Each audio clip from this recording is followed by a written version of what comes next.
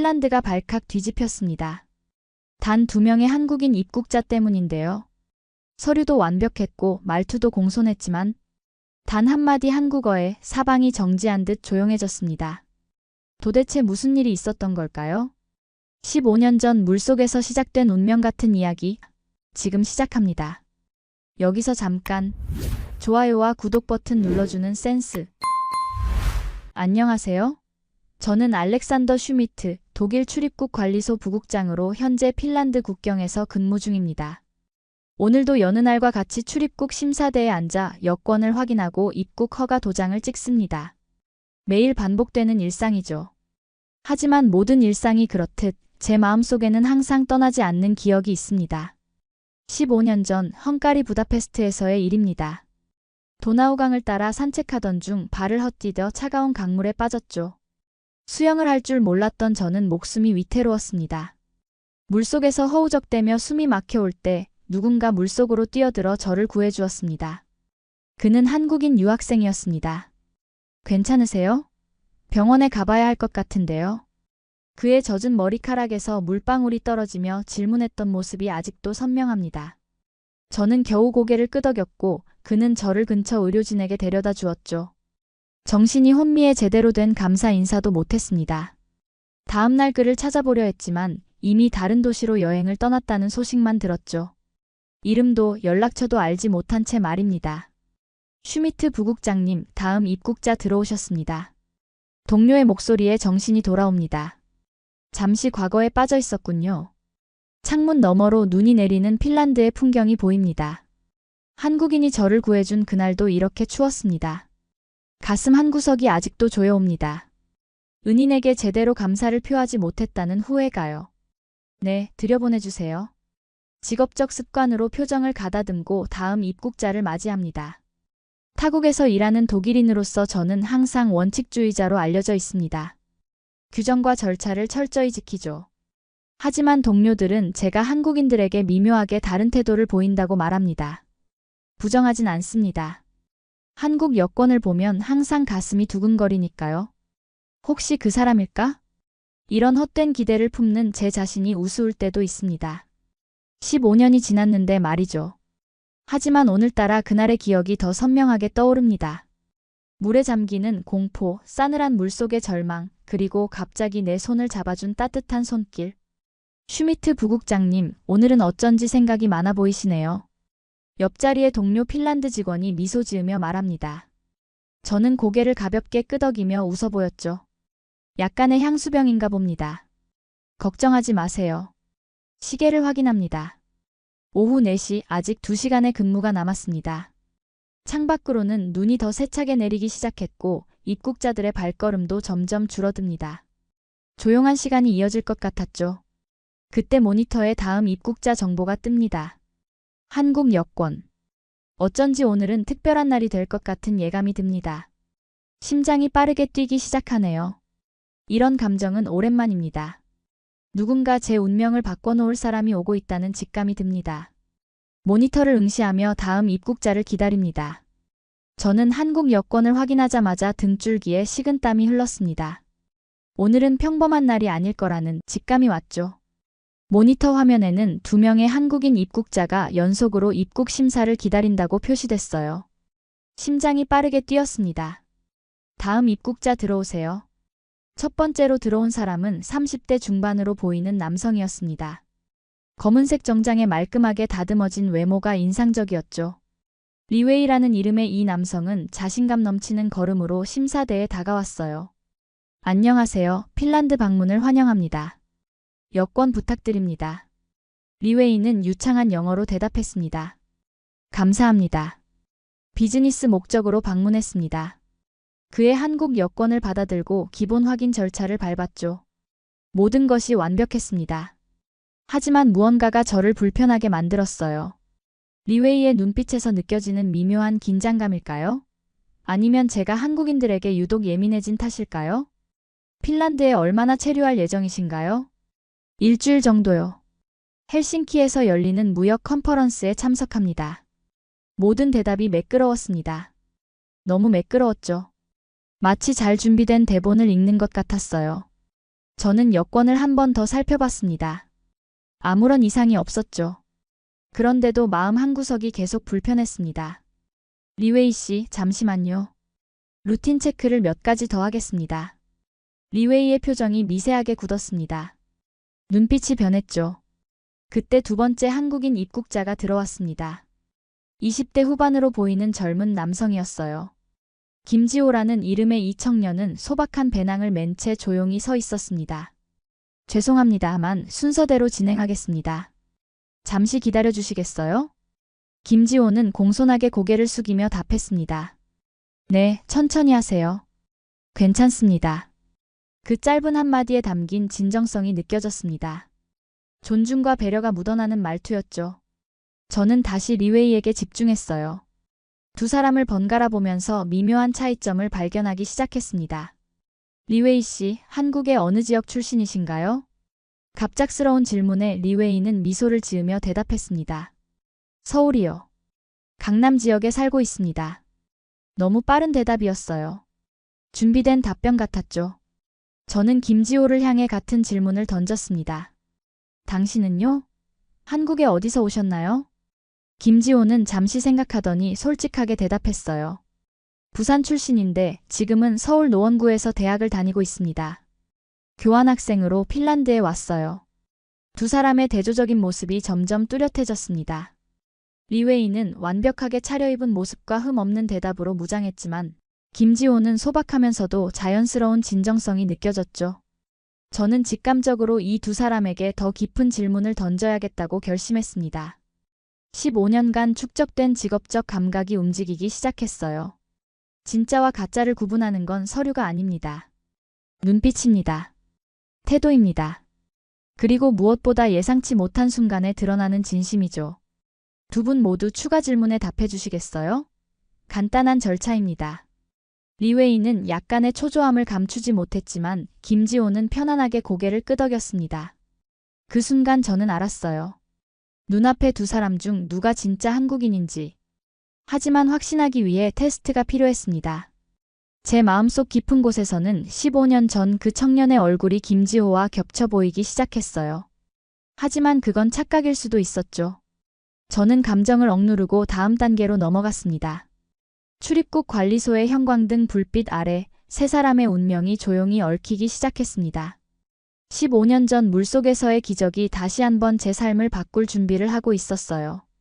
그리고 저는 그 순간을 놓치지 않기로 마음먹었습니다. 저는 두 사람을 작은 면담실로 안내했습니다. 규정을 벗어난 행동이지만 제 직감을 무시할 수 없었죠. 면담실은 작고 소박했습니다.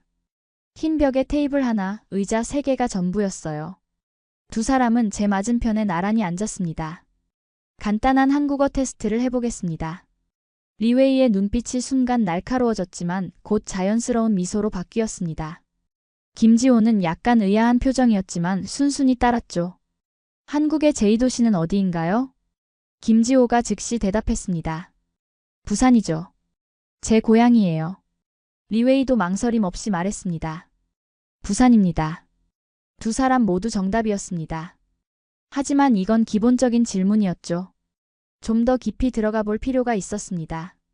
자갈치 시장은 어디에 있나요? 김지호의 얼굴에 미소가 번졌습니다. 부산 남포동에 있어요.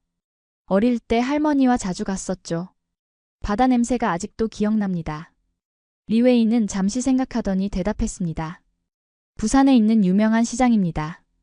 정확하지만 너무 일반적인 답변이었어요. 저는 더 깊이 파고들었습니다. 경부선이 지나는 주요 도시들을 말해보세요. 김지호는 손가락을 꼽으며 대답했습니다. 서울, 수원, 대전, 대구, 부산이 주요 정차역이죠. 고속철도 KTX 노선으로 유명한데 서울에서 부산까지 약 2시간 반 정도 걸립니다. 리웨이는 눈을 깜빡이며 망설였습니다. 서울, 대전, 대구, 부산요. 정확했지만 교과서적인 답변이었죠. 이제 조금 더 개인적인 질문으로 넘어갔습니다. 한국의 역대 대통령을 아는 대로 말해보세요. 김지호는 역사적 순서대로 대답하기 시작했습니다. 이승만부터 현재까지 자연스럽게 이어갔죠. 리웨이는 몇 명만 언급하고 멈췄습니다. 그리고 뜬금없이 말을 돌렸어요. 한국은 손흥민, 김수현, 방탄소년단 같은 세계적인 스타들이 많은 나라죠. 의심이 점점 커졌습니다. 저는 마지막 질문을 준비했어요. 15년간 한국인들을 많이 만나면서 알게 된 특별한 방언 표현을 사용하기로 했죠. 이 문장을 해석해보세요. 지는 어디다 닦아이? 김지호의 눈이 커지더니 갑자기 웃음이 터졌습니다. 아, 이건 경상도 할머니들이 주로 쓰시는 방언이에요. 그건 어디에 두었니? 라는 뜻입니다. 제 할머니가 항상 이렇게 물으셨죠. 리웨이는 완전히 당황한 표정이었습니다. 어떻게 대답해야 할지 몰라 했죠. 죄송합니다만 제가 방언에는 익숙하지 않아서요. 저는 알았습니다. 진짜와 가짜가 구분되는 순간이었어요. 문화적 뉘앙스, 개인적 경험과 연결된 감정, 이런 것들은 쉽게 학습할 수 없는 진짜 정체성의 일부니까요. 김지호의 대답에는 추억과 감정이 담겨 있었습니다. 리웨이의 대답은 암기된 정보에 불과했죠. 테스트를 마치고 저는 두 사람에게 잠시 기다려 달라고 부탁했습니다. 밖으로 나와 동료들에게 리웨이의 여권을 더 자세히 조사해 달라고 요청했어요. 그리고 다시 면담실로 돌아왔습니다. 이제는 김지호에게만 집중할 시간이었죠. 김지호를 바라보며 갑자기 15년 전 그 청년의 모습이 겹쳐 보였습니다. 비슷한 눈매, 비슷한 미소, 특히 공손하면서도 따뜻한 말투가 그날의 기억을 더욱 선명하게 만들었어요. 용기를 내어 물었습니다. 혹시 아버님께서 오래전 유럽에서 유학하신 적이 있나요? 김지호의 눈이 커졌습니다. 의외의 질문에 놀란 듯 했지만 곧 밝게 대답했어요. 네, 맞아요. 아버지는 헝가리 부다페스트에서 음악을 공부하셨대요. 어떻게 아셨죠? 심장이 빠르게 뛰기 시작했습니다. 설마 그때 그 청년이 김지호의 아버지일까요? 확인하고 싶었지만 먼저 해결해야 할 문제가 있었죠. 리웨이의 정체를 확실히 밝히는 일이었습니다. 하지만 제 마음속에는 이미 희망의 불씨가 타오르기 시작했어요. 동료가 리웨이의 조사 결과를 가지고 왔습니다. 예상대로였습니다. 여권은 정교한 위조품이었고 리웨이는 국제인신매매 조직과 연관되어 있었죠. 이런 사례는 최근 몇 년간 증가하는 추세였습니다. 아시아 국가 여권을 위조해 불법 입국을 시도하는 케이스가 많아졌거든요. 저는 리웨이를 다른 직원들에게 인계하고 김지호와 단둘이 이야기할 기회를 만들었습니다. 심장이 빠르게 뛰었습니다. 마치 운명의 실이 15년 만에 다시 엮이는 것 같았죠. 김지호는 의자에 앉아 저를 바라보고 있었습니다. 그 눈빛이 15년 전 그 청년과 정말 닮았습니다. 김지호 씨, 아버님에 대해 좀 더 이야기해 주시겠습니까? 김지호는 고개를 끄덕였습니다. 아버지는 음악 유학생이셨어요. 헝가리에서 4년간 공부하셨죠. 지금은 서울에서 음악교사로 일하고 계십니다. 제 손이 떨리기 시작했습니다. 아직 확신할 수는 없었지만 가능성은 점점 커지고 있었습니다. 혹시 아버님께서 부다페스트에서 어떤 사건에 연루되신 적이 있나요? 누군가를 도운 일이라든가? 김지호의 얼굴에 미소가 번졌습니다. 그 미소가 가슴을 울렸습니다. 그걸 어떻게 아셨죠? 아버지는 유학 시절 도나우강에서 물에 빠진 사람을 구하셨대요. 가끔 그 이야기를 하시는데 그날 이후 인생이 달라졌다고 하셨습니다. 숨이 멎는 듯 했습니다. 제 눈가가 뜨거워졌습니다. 15년 동안 찾아 헤매던 은인이 바로 김지호의 아버지였습니다. 세상은 정말 좁고 운명은 참 신비롭습니다. 그 사람이 바로 저입니다. 김지호의 눈이 커졌습니다. 믿기지 않는다는 표정이었죠. 정말이세요? 아버지가 구했던 그 독일인이 부국장님이라고요? 고개를 끄덕였습니다. 감정이 북받쳐올라 목소리가 떨렸습니다. 그날 이후로 계속 찾아왔습니다. 제대로 감사 인사도 못 드렸거든요. 그리고 15년이 지나 이곳에서 당신 아버지의 아들을 만나게 되다니. 김지호는 잠시 말을 잃었습니다. 놀라움과 감동이 교차하는 표정이었죠.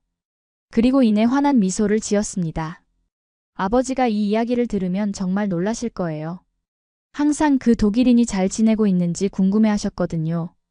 저는 김지호에게 그날의 이야기를 자세히 들려주었습니다. 도나우강의 차가운 물속에서 죽음을 목전에 두었던 순간 갑자기 나타난 한국인 유학생. 그리고 그 이후 계속된 미안함과 감사함에 대해서요. 김지호는 진지하게 듣고 있었습니다. 아버지는 그날 이후 독일어를 배우기 시작했대요. 혹시라도 다시 만날 때를 대비해서요. 운명이란 정말 신기하네요. 저도 그 말에 깊이 공감했습니다. 운명의 실은 가끔 끊어진 것처럼 보여도 언젠가는 다시 이어지는 법이죠. 김지호에게 제 명함을 건넸습니다. 오늘 저녁 시간이 된다면 함께 식사하고 싶습니다. 아버님께 전화드려도 될까요? 김지호는 기쁘게 고개를 끄덕였습니다. 그 순간 마치 15년 전에 무거운 짐을 내려놓는 듯한 해방감이 느껴졌습니다. 오랜 시간 가슴 한구석을 채우고 있던 빚을 갚을 기회가 드디어 온 것이죠. 하지만 아직 해결해야 할 문제가 남아 있었습니다. 리웨이의 케이스였죠. 위조 여권으로 입국을 시도한 그를 어떻게 처리해야 할지 고민했습니다. 법적으로는 분명 범죄자였지만 그의 눈빛에서 본 절박함이 마음에 걸렸습니다. 오늘 같은 날 누군가의 인생을 완전히 망치는 결정을 내리고 싶지 않았습니다. 김지호에게 잠시 기다려달라고 부탁하고 리웨이가 있는 조사실로 향했습니다. 이제 그의 진짜 이야기를 들어볼 차례였습니다. 사람을 평가할 때는 서류보다 그 사람의 눈빛과 진심이 더 중요하다는 걸 저는 15년간의 경험으로 배웠으니까요. 조사실로 들어가자 리웨이는 고개를 푹 숙이고 있었습니다. 당당했던 모습은 온데간데 없고 어깨가 처진 채 의자에 기대어 있었죠. 저는 그의 맞은편에 앉았습니다. 형광등 불빛 아래 리웨이의 얼굴에 드리운 그림자가 더욱 깊어 보였어요. 이제 진실을 마주할 시간입니다. 리웨이의 서류를 앞에 펼쳤습니다. 감정을 드러내지 않는 표정을 유지하며 그를 바라봤죠. 서류상으로는 위조 여권과 불법 입국 시도가 명백했습니다. 하지만 사람의 인생은 서류로만 판단할 수 없는 법이에요. 위조 여권으로 입국을 시도했군요. 리웨이는 천천히 고개를 들었습니다. 눈가에 맺힌 눈물이 보였어요. 그의 눈빛에서 체념과 두려움이 읽혔습니다. 네, 인정합니다. 단 3마디였지만 처음으로 그의 목소리에서 가식이 느껴지지 않았습니다. 진심이 담긴 대답이었죠. 저는 그의 이야기를 더 듣고 싶었습니다. 때로는 법 집행자로서 규정을 따르는 것보다 한 인간으로서 상대를 이해하는 것이 더 중요할 때가 있으니까요. 당신의 진짜 이야기가 궁금합니다. 리웨이는 깊은 한숨을 내쉬었습니다. 그리고 천천히 입을 열었어요. 중국 산둥성의 작은 마을 출신이라고 했습니다. 어릴 때부터 한국 드라마를 보며 한국 문화에 매료됐다고 했죠. 한국어를 독학했고 한국인처럼 살고 싶었답니다. 그의 표정이 점점 밝아졌습니다. 한국에 대해 이야기할 때만큼은 진짜 열정이 느껴졌어요. 하지만 가난한 가정 형편 때문에 인신매매 조직에 연루됐고 점점 더 깊이 빠져들었다고 했습니다. 그의 이야기는 충격적이었지만 어딘가 진실된 느낌이 들었어요. 리웨이의 파일을 다시 확인해보니 사실 그는 조직 내에서도 피해자에 가까웠습니다. 강제로 범죄에 가담하게 된 케이스였죠. 15년간 출입국 관리 업무를 하며 수많은 사람들을 만났지만 리웨이처럼 복잡한 경우는 흔치 않았습니다. 리웨이는 마지막에 이렇게 말했습니다. 전 진짜 한국인이 되고 싶었어요. 한국 드라마처럼 따뜻하고 정의로운 사람이 되고 싶었어요. 그의 말에 깊은 침묵이 흘렀습니다. 진정성과 범죄 사이의 경계가 모호해지는 순간이었죠. 창문 너머로 보이는 핀란드의 눈 내리는 풍경이 우리 사이의 무거운 공기를 더욱 짙게 만들었습니다. 저는 생각에 잠겼습니다. 법적으로는 리웨이를 구금하고 추방해야 합니다. 하지만 그가 조직의 피해자라는 점과 그의 진심 어린 회한이 마음에 걸렸어요. 때로는 규정보다 인간적인 판단이 필요한 순간이 있습니다. 결국 저는 리웨이를 구금하되 그의 상황을 고려해 인도적 지원을 요청하는 보고서를 작성하기로 결정했어요. 조직에 대한 정보를 제공하는 조건으로 그의 처벌을 감경해주는 방향을 제안했죠. 리웨이에게 이 결정을 알리자 그의 눈에 희망의 빛이 돌아왔습니다. 리웨이를 다른 직원에게 인계한 후 저는 복도를 천천히 걸었습니다. 발걸음이 무거웠어요. 오늘 하루는 정말 특별했습니다. 15년 전 생명의 은인과 연결된 김지호를 만났고 한국을 동경하는 가짜 한국인 리웨이의 진실을 들었습니다. 사람의 정체성이란 무엇일까요? 여권과 국적이 전부일까요? 아니면 마음속에 품은 가치와 태도가 더 중요할까요? 저는 이런 생각을 하며 김지호가 기다리는 방으로 향했습니다. 이제 과거와 현재를 잇는 소중한 연결고리를 놓치지 않을 차례였어요.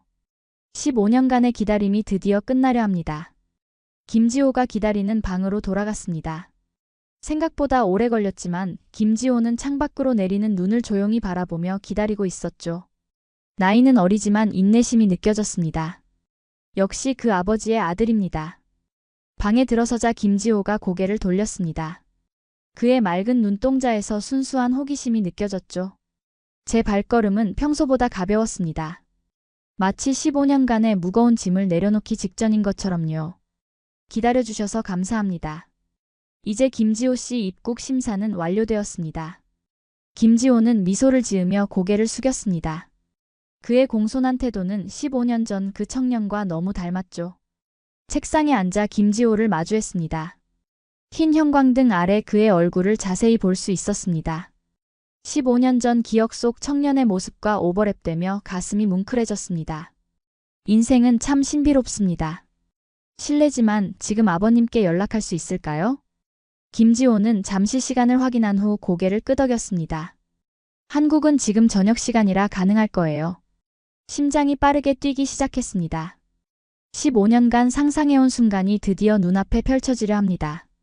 김지호가 휴대폰을 꺼내 아버지에게 전화를 걸었죠. 통화 연결음이 들릴 때마다 숨이 멎는 듯 했습니다. 손바닥에 식은땀이 맺혔고 의자에 깊이 기댄 채 진정하려 노력했습니다. 김지호가 간단히 상황을 설명한 후 전화기를 건넸습니다. 손이 떨려 전화기를 받는데도 애를 먹었죠. 목구멍이 마르고 심장은 더 빠르게 뛰었습니다. 전화기 너머로 들리는 목소리는 나이가 들었지만 그날의 그 목소리가 분명했습니다.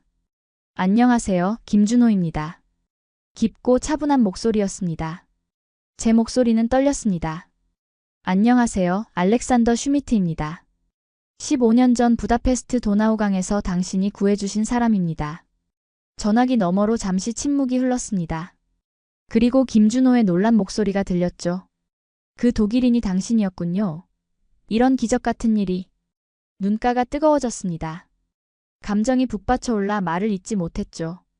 김준호의 목소리도 감정이 어려 있었습니다. 당신이 잘 지내고 있는지 늘 궁금했습니다. 제대로 인사도 못 나누고 헤어져서 항상 마음에 걸렸어요. 제가 겨우 감정을 추스르며 대답했습니다. 당신 덕분에 제 인생이 완전히 바뀌었습니다. 이 은혜를 어떻게 갚아야 할지 15년간 고민했죠. 그리고 오늘 운명처럼 당신의 아들을 만났습니다. 김지호는 옆에서 우리의 대화를 들으며 놀란 표정이었습니다. 그의 눈에는 감동과 자부심이 교차했죠. 자신도 미처 몰랐던 아버지의 선행이 이렇게 큰 파급력을 가졌다는 사실에 감명받은 듯 했습니다. 김준호는 자랑스러운 목소리로 말했습니다. 우연이 아닌 인연이었나 봅니다. 제 아들이 어떤가요? 잘 지내고 있나요? 김지호 씨는 정직하고 예의 바른 청년으로 성장했습니다. 마치 당신을 보는 것 같아요. 통화를 마치며 김준호는 다음 주에 헬싱키를 방문하겠다고 약속했습니다. 이제 눈앞에서 제대로 감사 인사를 전할 수 있게 되었습니다. 전화를 끊고 김지호에게 돌려주자 그의 눈가에도 눈물이 맺혔습니다. 아버지가 항상 말씀하셨어요. 진정한 가치는 위기의 순간에 드러난다고요. 아버지를 닮고 싶습니다. 저는 고개를 끄덕였습니다. 창밖으로는 눈이 더욱 세차게 내리고 있었습니다. 핀란드의 겨울은 춥지만 제 마음은 그 어느 때보다 따뜻했죠. 이제 15년간의 기다림이 끝났습니다. 김지호의 여권에 입국 허가 도장을 찍었습니다. 공식적으로는 출입국 심사관과 입국자라는 관계였지만 이제 우리는 더 깊은 인연으로 묶여 있었죠.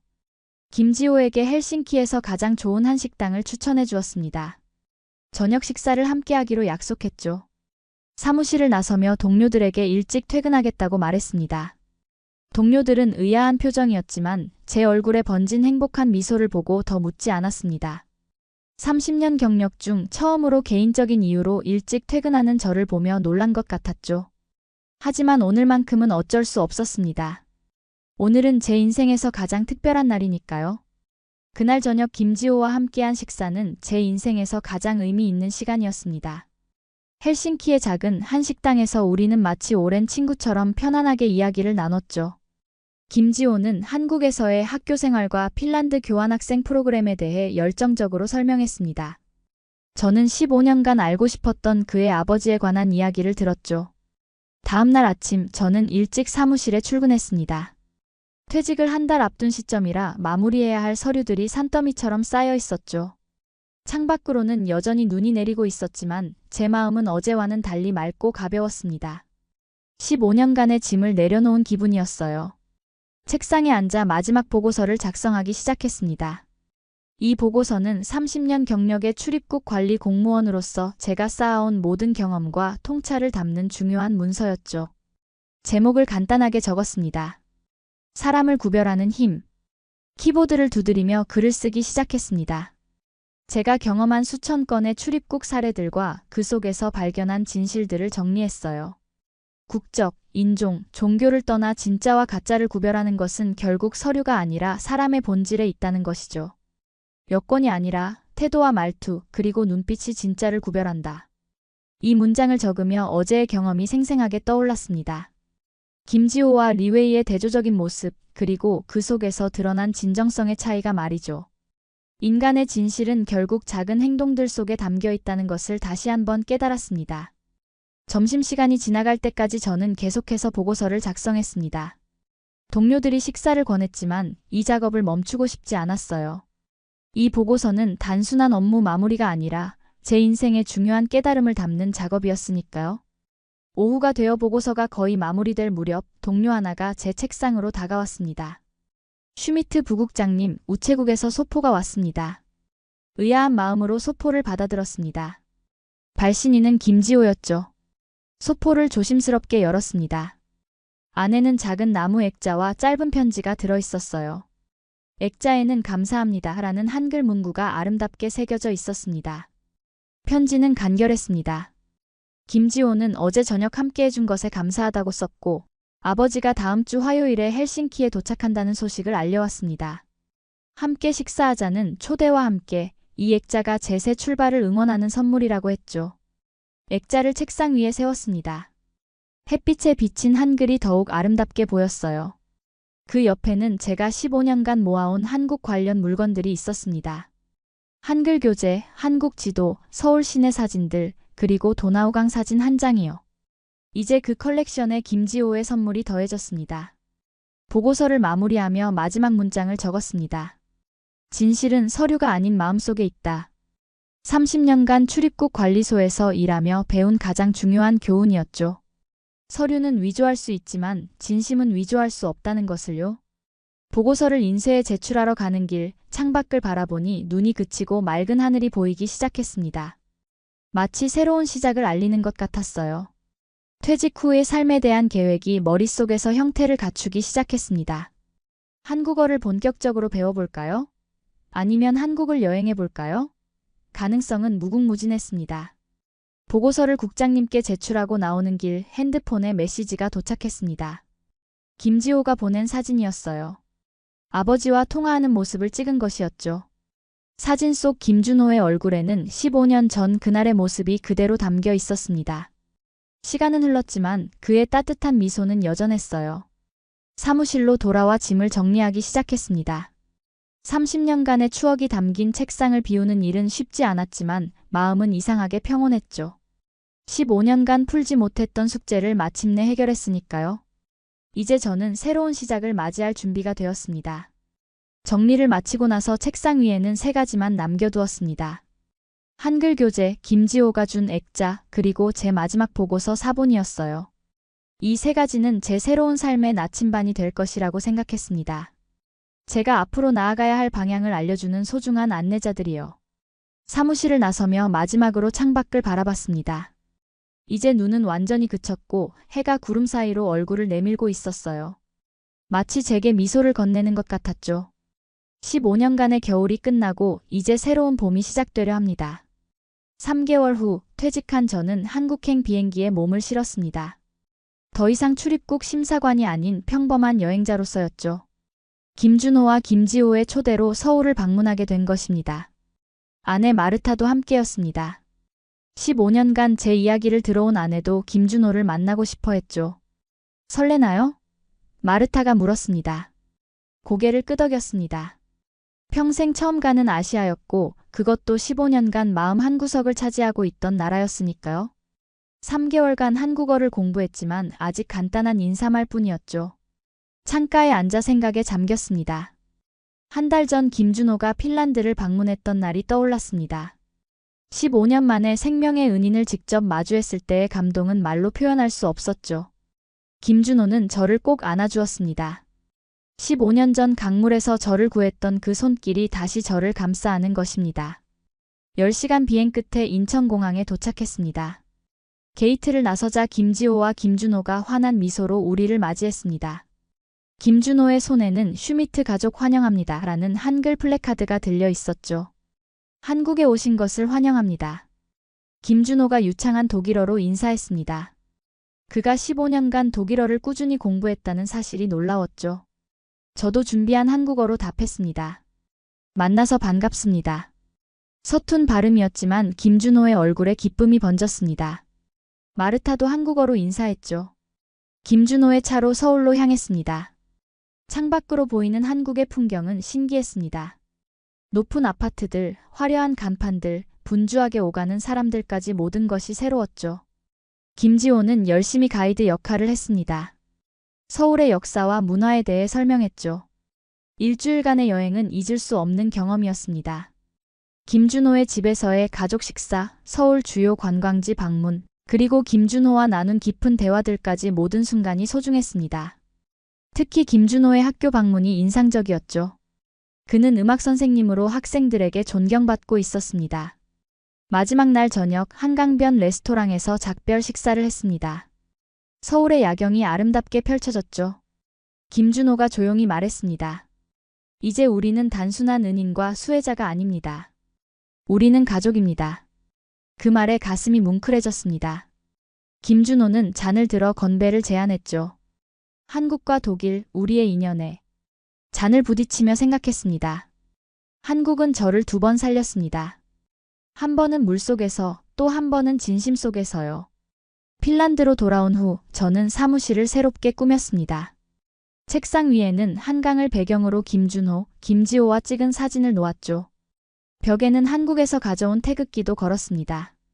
제 주변 사람들은 이런 변화에 놀랐습니다. 수십 년간 여러 나라를 방문했지만 어느 나라 국기도 걸지 않았던 제가 왜 한국 국기를 걸었냐고 물었죠. 저는 미소 지으며 대답했습니다. 한국은 특별합니다. 그 나라 사람들의 정직함과 따뜻함, 위기 속에서도 빛나는 용기가 저를 변화시켰습니다. 이제 저는 독일 출입국 관리소에서 특별 강의를 합니다. 진정한 국경 관리는 서류가 아닌 사람을 보는 것이라는 주제로요.